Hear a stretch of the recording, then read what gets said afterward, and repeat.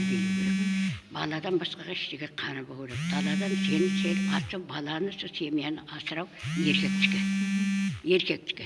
Сонсын жерде келетқанда еркек, шабазың кішкене қабағын кіргізіп тұр ғой, неге шаршап жатырсың ба, кішкене демалсаш. Ниетін жатып шайын ішіп демалма деп айтсаң, кішкене сипап қойсаң, төңірегін сипағатын еркек бар, босай береді, ұятта босай айтайын.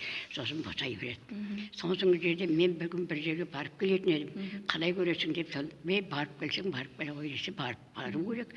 Барма десе, бармау керек. Бұған жұмысты қоясың, жұмыс жоқ керек қой. Нан керек қой. Сонсын жерде болмайды. Тек еркек адамның қас қабағын. Еркек түнде қай уақытта сұраса атқа кетпең дейді. Ұятта болса айтайын. Оның мейір қанады. Қабақ ашылады. Тамағынан бір мама жақын болады. Өтті бәрімізден де. Қой өліп барасың ба, бала жылап жатыр дейтін еді. Оның бекер екен. Жақсы айлан, ден сау болсын, басың аман болсын, ектің жері осы. Менің айтқандарымды адаған түсіріп алып, анда-санда оқи бір, қатарыңа да оқып бір, құрбыңа да оқып бір, басқаға да оқып бір, сен сауап аласың. Сен екі сауап аласың, олар бір сауап. Деніңе саулық басың аман. Сол қыздарға көрсетейін дедің ғой, тыңда деп та? Дұрыс, көрсет. Біреу біледі, біреу білмейді. Ойбай, білмейтін.